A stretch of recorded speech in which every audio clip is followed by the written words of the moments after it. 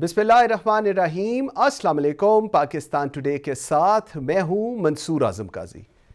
नाज़रीन, बलूचिस्तान के अंदर सिचुएशन बहुत ट्रिगर कर रही है और पंजगोर और नोशगी में रात गए जो दहशतगर्दों का सिक्योरिटी फोर्सेस पर हमला हुआ उसमें 13 दहशतगर्द हलाक हुए, लेकिन पाकिस्तान के 7 फौजी भी शहीद हुए।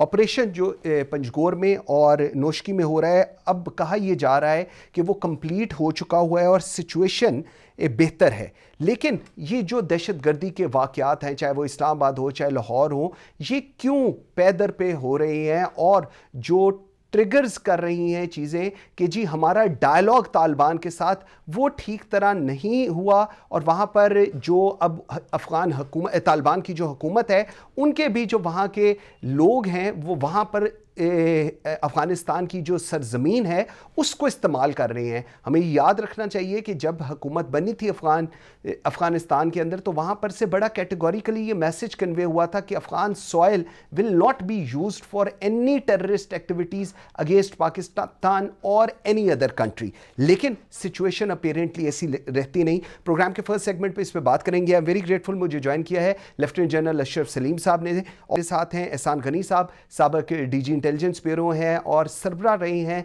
नेक्टा के, और मेरे साथ हैं Athar Kazmi, very well renowned analyst. Thank you very much जी, बहुत शुक्रिया। जनरल साहब, sir let me start with you. Sir, Taliban ने कमिट किया था कि अफगानिस्तान की जो सरजमीन है वो नहीं इस्तेमाल होगी पाकिस्तान या किसी और मुल्क के खिलाफ दहशतगर्दी के लिए, लेकिन जो अब ये दहशतगर्दी के वाकयात हो रहे हैं, इनके ताने बाने डायरेक्टली कनेक्ट हो रहे हैं अफगानिस्तान के साथ। Sir, what do you want to comment on it जी? देखिए बात यह है जी कि बिल्कुल तालिबान ने वादा किया था और उन्होंने कोशिश भी की होगी, मैं नहीं कहता कि नहीं कोशिश की होगी, लेकिन अफगानिस्तान एक बहुत बड़ा मुल्क है और तालिबान की गवर्नमेंट वहाँ पे अभी तक उस तरीके से इस्टेब्लिश नहीं हुई है कि मुल्क के तूल व अर्ज में अपना वो सही तरीके से अपनी रेट को नाफिज कर सकें। ये लोग पहले भी वहाँ पे रहे हैं, जो लोग वहाँ से आके अटैक करते रहे, और बाज़ इलाके ऐसे हैं जहाँ पे अभी तक फेंस नहीं लगी है, ख़ास तौर पे वो इलाके जो कि चागी और उससे आगे हैं, नोशकी चागी इस इलाके से आगे जो इलाके हैं वहाँ पे अभी तक फेंस लगनी है।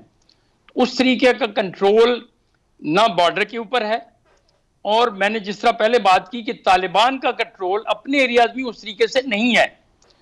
अब बात यह है कि हम या तो तालिबान के ऊपर शक करें कि तालिबान ये करवा रहे हैं, या फिर हम इसकी दूसरी तरफ जब देखते हैं कि ये लोग, इसमें तालिबान के कंट्रोल की बात नहीं है, उनका मुल्क के तूल अर्ज के ऊपर उस तरीके से रेट नहीं है। ओके। और वहां पे इसके अंदर देखिए, सिर्फ हम ब्लेम कर दें कि जिसमें जी बलोच एलिमेंट्स हैं, कोई कहता है इसमें दाइश भी है, कई कहते हैं TTP के एलिमेंट्स भी इसके अंदर शामिल हैं, कई लोग इसमें यह भी कहते हैं कि ईरान से भी लोग इसको आके कर रहे हैं। लेकिन असली बात, देखने वाली बात यह है कि इसके पीछे इंडिया और वो तमाम कुव्वतें शामिल हैं जो कि CPEC को फेल करना चाहती हैं। ठीक। और उसमें उन लोगों को आशीर्वाद हासिल है, और इतना डेयरिंग के तरीके से आके अटैक करना, FC के कैंप्स के ऊपर अटैक करना, फौजी कैंप्स के ऊपर आके अटैक करना, ये कोई मामूली बात नहीं है। फिर आपने देखा है कि हमारे इंटेलिजेंस नेटवर्क ने इंटरसेप्ट किया है कि इनको इंस्ट्रक्शंस कहां से आ रही थी। Very right. वो इंडिया से भी आ रही थी, वो इंस्ट्रक्शंस उनको अफगानिस्तान से भी आ रही थी। बिल्कुल सही। तो दोनों तरफ से मैं नहीं कहता कि जी ये अफगानिस्तान के तालिबान करा रहे हैं, हुकूमत शायद ना भी शामिल हो, फिर भी वहां से हुआ है। और वहां पे एलिमेंट्स ऐसे हैं, बिल्कुल ठीक, जमीन इस्तेमाल हुई है, वहां पे एलिमेंट्स ने वहीं से कम्युनिकेट करके इन लोगों को वो डायरेक्ट करते रहे। पॉइंट आ गया। एहसान गनी साहब, सर एलिमेंट्स वहां पर मौजूद हैं। एक ऑप्शन है मिलिट्री ऑप्शन जो देख रहे हैं हम होती है, फिर कहा जाता है कि जी इनको सॉर्ट आउट भी कर लिया जाना चाहिए। सर, इसके अलावा सॉर्ट आउट, हम शायद पिछले 20 साल अमेरिका भी कोशिश करता रहा है वहां पर सॉर्ट आउट करने की, लेकिन सॉर्ट आउट नहीं हुए। सर, अब सॉर्ट आउट वाली ऑप्शन कितनी आपको लगता है वायबल है, या कोई और ऑप्शन होनी चाहिए, और अगर होनी चाहिए तो वो क्या हो सकती है? अस्सलाम वालेकुम, thank you very much for having me on the show. पहली बात तो मैं ये कहूँगा, I am not an expert on Balochistan, लेकिन जो मुझे थोड़ी बहुत समझ आती है, मुझे एक कोट याद आता है जो अब्राहम लिंकन ने किया था जून 1858 में, and he had actually coated from the Bible, और वो कोट ये है कि a house divided against itself cannot survive। पहली बात तो ये है। ये जो बलूचिस्तान की इस वक्त की सिचुएशन है ना, ये almost as serious as it was back in the 70s। और दूसरा ये हुआ है कि उन्होंने अपने अटैक्स एक्सटेंड करना शुरू कर दिए हैं, और पहले सॉफ्ट टारगेट्स पे करते थे, अब हार्ड टारगेट्स को भी उन्होंने शुरू कर दिया। मुझे ये बात समझ नहीं आती कि हम अफगान तालिबान के ऊपर क्यों बैंक कर रहे थे कि वो कंट्रोल करेंगे। वो बेचारे अपनी मुसीबतों में पड़े हुए हैं, उनको दाइश की मुसीबत पड़ी है, उनको गवर्नर्स की मुसीबत पड़ी है, उनको रिकॉग्निशन की मुसीबत पड़ी हुई है। हम कहते हैं आप इनको कंट्रोल करें।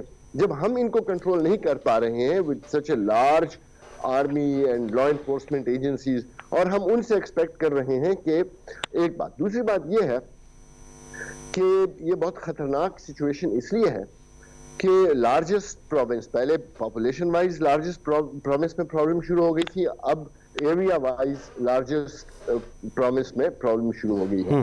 तो मैं ये बैकग्राउंड में नहीं जाना चाहूंगा। अगर आप इजाजत दें तो let's come direct to the solutions. वो तो हम कहते रहेंगे, हम ईरान को भी ब्लेम करेंगे, हम फलाने को भी, हम फलाने, वी डोंट ब्लेम आवरसेल्व्स। हमारा इशू ये है, लेट्स ब्लेम आवरसेल्व्स कि हमने क्या, हमें क्या प्रॉब्लम है। पहली बात मैं ये कहूंगा कि पाकिस्तान मस्ट एक्नॉलेज कि बलूचिस्तान में कोई प्रॉब्लम है। क्या हम इसके बारे में सीरियस हैं? क्या हमारी पॉलिटिकल जो लीडरशिप है और मिलिट्री लीडरशिप है, are they serious about resolving Balochistan का जो प्रॉब्लम है? हमने तो एक्नॉलेज नहीं किया, हम तो कहते हैं प्रॉब्लम ही नहीं है, there are few hundred, few thousand miscreants, we will sort them out. पहली बात।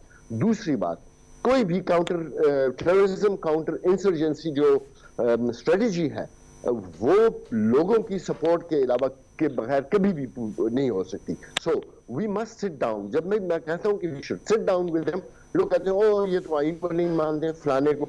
अगर इजिप्ट इसराइल के साथ बैठ सकता है, अगर हम टीटीपी और जो दर्जनों मिलिट्री मिलिटेंट्स और ऑर्गेनाइजेशन उनके साथ बैठ सकते हैं, ट्रंप टीटीए के साथ बैठ सकता है, अगर गुड फ्राइडे हो सकता है, तो हम क्यों नहीं बैठ सकते? आपके नेशनल एक्शन प्लान में फाटा और बलूचिस्तान का था कि फाटा रिफॉर्म्स, बलूचिस्तान रिकॉन्सिलिएशन, फाटा हमने कर दी, बलूचिस्तान की तरफ हम गए ही नहीं। ठीक है। और एक थर्ड थिंग, मुझे please let me finish. Third thing, इससे पहले कई दफा ये अटेम्प्ट हो चुकी हैं। हकूक बलूचिस्तान का था, मुशाहिद हुसैन सैयद और चौधरी शुजात वगैरह गए थे, अब्दुल मालिक की एक कमेटी बनी थी। फिर मुशर्रफ के दिनों में हुआ था कि ये पुलिस का वहां पे जाना, ये सब कुछ हो चुका है। प्रॉब्लम क्या है? हमने क्या उठाया है कि वो अभी कि उन्होंने क्या कहा, उस रिपोर्ट्स में क्या है, उन्होंने क्या शुरू किया, कहाँ पे गलतियां हुई। और एक और ब्लेम गेम हम करते हैं, जो पॉलिटिकल लीडरशिप है, जब उनसे बात करें वो कहते हैं ओ यार आर्मी हमें वहां जाने नहीं देती, वो नो गो एरिया है हमारे लिए। मिलिट्री से बात करें तो कहते हैं political leadership should take the lead, we will follow. Very right. ये और हमें बैठना चाहिए उनके साथ, बिल्कुल ठीक। उसके अलावा आपके पास कोई चारा है ही नहीं। बिल्कुल ठीक है। जल साहब, मैं आपकी तरफ आता हूं, जरा उतनी देर में अतर को कनेक्ट हम लोग कर रहे हैं। ये कहा जा रहा है, इट फील्स लाइक कि ये एक बड़ा ग्रैंड प्लान था। एक हमारे रिलेशनशिप ऑब्वियसली, जिस तरह भी आप पहले भी बात कर रहे थे कि अफगानिस्तान के साथ ख़राब हों, उसके बाद ईरान की एक ऑलरेडी टेंशन चल रही है, उसको और मज़ीद हवा देने की कोशिश की जा रही है, और तीसरा सी पैक को अटैक करने की कोशिश की ताकि इन्वेस्टर्स पाकिस्तान के अंदर ना आए। और सी पैक को लेकर अभी आपको पता होगा, जिस तरह पिछले 2-3 दिनों में कुछ ऐसी वीडियोस भी सोशल मीडिया के ऊपर हो रही हैं जहां पर जो हमारे हमसाया ममालिक हैं वो भी सी पैक के अगेंस्ट काफ़ी स्टेटमेंट्स दे रहे हैं। सर, इसको आप कैसे फिर नरेट करेंगे? जी, पहले तो मैं जी गनी साहब ने जो फरमाया बिल्कुल सही फरमाया। देखिए, हमें अपना घर पहले सीधा करना है। बलूचिस्तान एक बहुत वास्ट एरिया है। मैंने 7 साल गुजारे हैं जी बलूचिस्तान में अपनी नौकरी के। हमने देखा है बलूचिस्तान को, far and wide open spaces, बिल्कुल ही खाली जगह, और जो वाइड्स होते हैं, खला जो होती है, उसको पुर करने के लिए आगे पीछे से फिर लोग आ जाते हैं। हमें जो चाहिए चीज़, हमें चाहिए ये कि बलूचिस्तान में एक प्रोसेस शुरू किया जाए, and it must be led by economic and social development का प्रोसेस चलना चाहिए। उसमें सारी इदारे साथ दें, हुकूमत का साथ दें, हुकूमत एक मुहिम चलाए वहाँ पे, उसमें लोकल सारे शामिल हों। जब भी बात होती है, अभी 18वीं तरमीम के बाद और नए NFC अवार्ड के बाद माशाल्लाह सूबों के पास पैसा बहुत जा रहा है। बलूचिस्तान में भी पैसे की कमी नहीं है, लेकिन वो पैसा कहाँ पे लग रहा है उसको हमें देखना पड़ेगा, क्योंकि पॉपुलेशन बहुत फार एंड वाइड, बहुत दूर दूर है, थोड़ी थोड़ी पॉपुलेशन है। तो उन जगहों के ऊपर हमें देखना पड़ेगा कि कैसे वहाँ पे क्या मॉडल तरक्की का बनाया जाए। उसमें सबसे पहले तो स्कूल और हॉस्पिटल है, फिर वहाँ पे पुलिस की बात की गनी साहब ने, पुलिस को वाकई कन्वर्जन होना शुरू हो गई थी, लेवीज को कन्वर्ट किया जा रहा था उनको, लेकिन जैसे ही परवेज मुशर्रफ साहब की गवर्नमेंट गई, पीपल्स पार्टी की गवर्नमेंट आई, फौरन उसके बाद उस प्रोसेस को रिवर्स कर दिया गया। मेरे ख्याल में इस प्रोसेस को दोबारा स्टार्ट होना चाहिए। पुलिस का, कोर्ट्स का, सारा वहां पे एक इंतजाम नाफिज होना चाहिए ताकि लोगों को उनके हकूक मिले। सब दुनिया रोती है कि जी सरदारी सिस्टम है, फलाना है, फलाना है। सरदारी सिस्टम रहे अपनी जगह पे, हम नहीं कहते ना हो, ठीक है, उनका एक सोशल सिस्टम है, ठीक है, लेकिन इसकी वजह से आप अवाम को तरक्की तो डिनाई नहीं कर सकती हो ना। ठीक, एक तरक्की का प्रोसेस निचले लेवल पे चलना चाहिए, ठीक, और बहुत तरीके से चलना चाहिए। जी बिल्कुल सही, बिल्कुल ठीक है। Sir, what do you want to comment on it? Is it too early, isn't it too early हम अफगान गवर्नमेंट के ऊपर एकदम ब्लेम गेम शुरू कर दें, कीपिंग इन माइंड कि पिछले 20 साल में जो हुकूमत रही, जिस तरह हुकूमतें चलाई गई, उनका भी ऊपर कोई होना चाहिए। और इसका at the end of the day जो कनेक्ट है, अनडाउटेडली कि सॉइल जरूर अफगानिस्तान की इस्तेमाल हो रही है, लेकिन जो कनेक्ट है वो और भी ममालिक से लग रहा है जिनको पाकिस्तान के में डिस्टेबलाइजेशन बहुत अच्छी लगती है या वो चाहते हैं कि यहां पर हो। जो आपका पहला वो है कि हम बहुत जल्द, हमें उनसे कुछ नहीं एक्सपेक्ट करना चाहिए, हमें किसी से भी कुछ नहीं एक्सपेक्ट करना चाहिए, हमें अपने आप से एक्सपेक्ट करना चाहिए।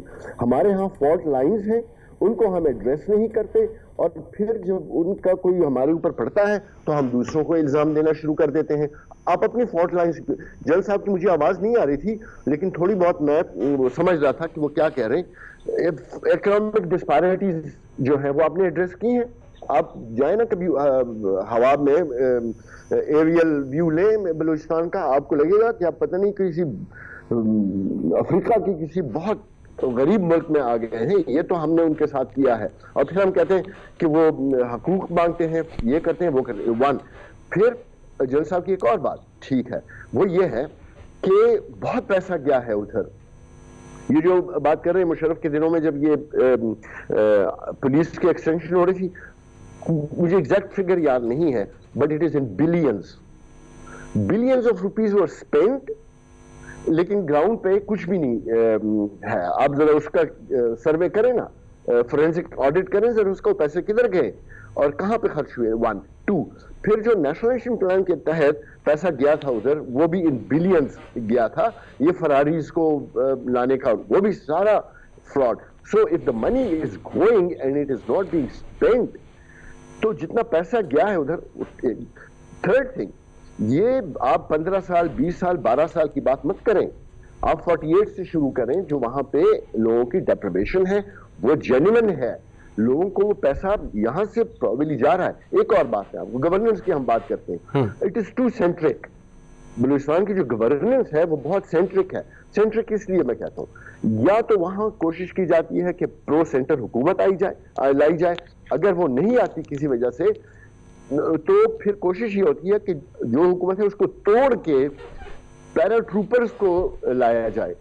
आप ये देख लें कि even governors have been imported Balochistan के लिए, जर्नैल भी और बाकी लोग केपी से आप भेज रहे हैं गवर्नर्स, और फिर कहते हैं वहां पे सेल्फ वो है, ये सेंस ऑफ डेप्रिवेशन है। होगा नहीं, जरूर होगा। तो डिस्पैरिटीज को और डेवलपमेंट के जो काम हुए जरा देखें ना वहां पे। क्या आपकी जो आपका सवाल है वो वी शुड नॉट एक्सपेक्ट। बाकी पावर्स भी हैं जो आपकी फॉल्ट लाइंस होंगी, तो रीजनल और ग्लोबल पावर्स जो नहीं चाहती कि यहाँ पे अमन हो, यहाँ पे इवन अफगानिस्तान में आप ये सोचें कि अफगानिस्तान और पाकिस्तान में अगर अमन हो और ये जो कॉरिडोर है सेंट्रल एशिया और रशिया और चाइना, अगर ये कॉरिडोर खुल जाए तो ये इस पूरे इलाके की तो किस्मत बदल जाएगी, वो आप पहचान नहीं पाएंगे। बिल्कुल ऐसे आपका पूरा रशिया, आपका पूरा चाइना, आपका सेंट्रल एशिया भरा हुआ है मिनरल से और बाकी, वो अगर आ जाए और पूरी यूरोप में और अफ्रीका में और मिडिल ईस्ट में,